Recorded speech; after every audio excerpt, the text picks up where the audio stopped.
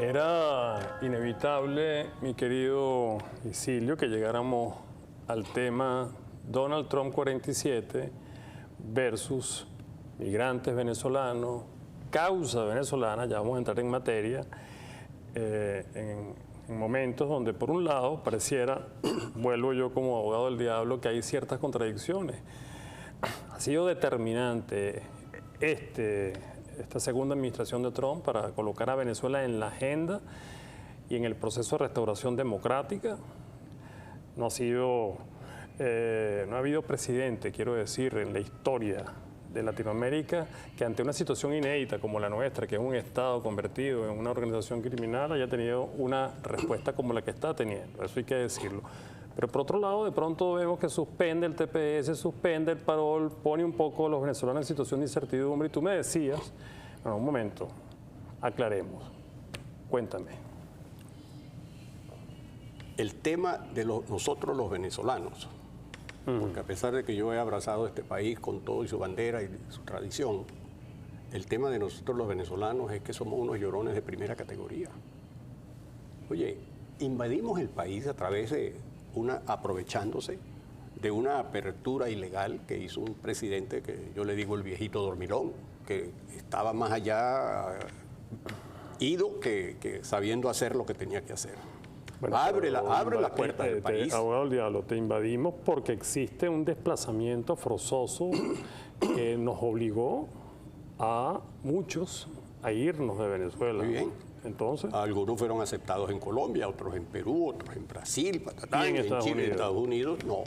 En Estados Unidos entramos ilegalmente al país por acciones tomadas por un presidente que no tenía por qué haber abusado de la manera como abusó. Así entraron iraníes, así entraron africanos, así entraron centroamericanos, o sea, así entraron terroristas, así entró el Tren de Aragua. El señor Biden entonces declara y decreta un parol, pero no solamente para venezolanos, se los da a los haitianos, se los da a los nicaragüenses y se lo dio a muchísima gente. ¿Okay? ¿Qué hace la secretaria de Homeland Security? Que cuando se da cuenta de esto y por instrucciones del presidente, le pone un parado al sistema de parol. ¿Por qué? Y amenaza con... No, amenaza no, efectivamente quita el parol para haitianos, nicaragüenses, venezolanos, cubanos, en fin, un poco de cosas, ¿no?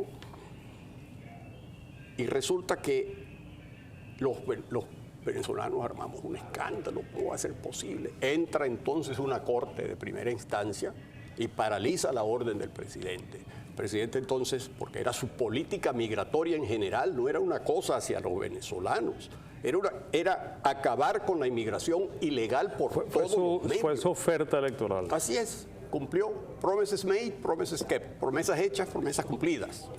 Y ese era el lema y las ha cumplido todas. Entonces el presidente pide una decisión de emergencia a la Corte Suprema de Justicia.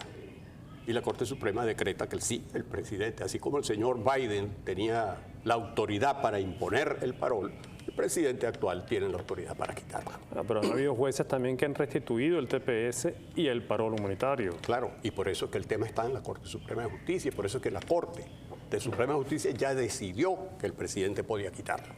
Entonces, cortes de primera instancia, cortes de segunda instancia, pero luego la Corte Superior, que es la Corte Suprema, quitó y le dio al presidente. Ahora, ¿cuál es el propósito del presidente en este momento? Tenemos que saber quiénes son. Nadie está agarrando aviones y llenándolos de cualquier venezolano. Yo tengo una hermana que entró a través de, no del parol, pidió permiso de trabajo, entró normalmente, hizo sus cosas. Está posiblemente con la posibilidad de que se tiene que ir, no sabemos. Pero no, lo que está haciendo el gobierno es, ¿quién es Pedrito Pérez? ¿De dónde vienes? De San Juan de Manapiare. Ah, caramba, ¿y por qué estás aquí? Ya por fin puedo establecer quién vino. Juan Liscano, coño, como que tiene nexos con el Tren de Aragua. ¡Pum! Mándelo para Alligator Alcatraz. Y en eso estamos tratando de decidir quién es quién entró. Hay 500.000 venezolanos que están regados por todo el país y muchos de ellos no se sabe ni quiénes son ni dónde están. Los estamos buscando para eso precisamente. Eso se llama un catastro, pero no estamos disparando. Lo estás buscando para ver cuáles venezolanos de esa población merecen ser objeto de medidas humanitarias, de asilo, legales, exacto, y cuáles no. Efectivamente. Es decir, lo que tú estás diciendo no es que todos somos cartel de Aragua, que no se malinterprete, claro. Lo que tú estás diciendo es que hubo un proceso, un avalanchamiento, no solamente de venezolanos, de haitianos, en fin, de cubanos, también han entrado mucho vía Centroamérica, que generó una migración desordenada, y en medio de ese caos que se ha generado, vino la administración Trump, según tú me comentas, a generar un proceso de reordenamiento y de fiscalización. A poner orden en el país, a aclarar dónde hay 12 millones de personas que entraron, quiénes son, dónde están, entre ellos 500.000 venezolanos y quizás más. Y yo entiendo el lamento venezolano por lo que está sufriendo la patria. Yo entiendo la necesidad de venirse, pero ¿por qué no se fueron para Perú como originalmente lo hacían, o para Colombia o para Brasil? Porque vieron la golilla que les estaba dando el Partido Demócrata, de que aquí llegaba, le daban una tarjeta con platica, lo metían en un hotel, no de superlujo, pero un hotel clase media en Nueva York, con las 3 comidas pagas, $5.000 mensuales en una tarjeta de débito para que pudieran vivir. Y, hermano, y todo eso lo estábamos pagando nosotros, los contribuyentes americanos. Yo pago impuestos todos los años y parte de ese impuesto a lo mejor se fue a mantener gente en los hoteles o en los recintos allá en Nueva York o y en otras partes, en California, en ciudades, en Chicago, ciudades que se consideran santuarios, abusos. Y ahí volvemos a lo mismo, la división interna que creó Acción Democrática, dijo yo Acción Democrática, que son los demócratas, la división interna del país, Venezuela, cuando Acción Democrática, y la división interna del país demócrata que comienza con Obama. Eso fue un desastre y eso es lo que Trump está tratando de resolver. Ahí caemos entonces en lo que acaba de pasar, el asesinato de Charlie Kirk. ¿Tú crees que eso es parte de ese sentimiento horrible que hay de una izquierda desenfrenada, una izquierda llena de odio por el presidente? Diablo, te pregunto, ¿no polariza un poco también Trump al llegar al poder? Fíjate tú que ha contribuido a despolarizar. Oye, las cosas que está haciendo son poniéndole orden al país. Por ejemplo, polarizar significa que mandó la Guardia Nacional para el distrito de Washington, Colombia, District of Columbia, Washington, D.C., para resolver un problema de crimen avanzado. La queja de los demócratas y la queja de los medios de comunicación, que qué hace la Guardia Nacional en las calles. ¿Qué hace y por qué amenaza mandarlas para Chicago? Señores, porque los gobiernos demócratas en esas ciudades pareciera que sienten un poquito más de cariño hacia el criminal que a la víctima. Entonces hay que ponerle orden al país. Y los medios de comunicación, los demócratas cada vez que salen a conversar sobre el tema de la Guardia Nacional, es ponerse al lado de los criminales. Y eso no está bien.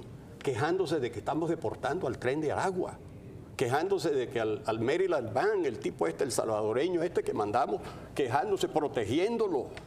No hemos podido terminar de sacarlo del país porque cada vez sale una corte distinta a meterse para proteger a un señor que le caía palos a la mujer, que transitaba personas entre un estado y otra, ilegales. Y ahora resulta que los demócratas están... Entonces, tú me dices a mí de la división, que Trump está creando la división. ¿Tú has alguna vez visto en televisión un programa que se llama The Five, los 5? Me lo vas a comentar en el próximo segmento, lo he visto, de Fox. Un entrevistado que me salió guerrero aquí en el estrado del abogado del diablo, pero ya venimos en la última recta de este programa con un invitado muy interesante. Sea usted el juez, ya venimos.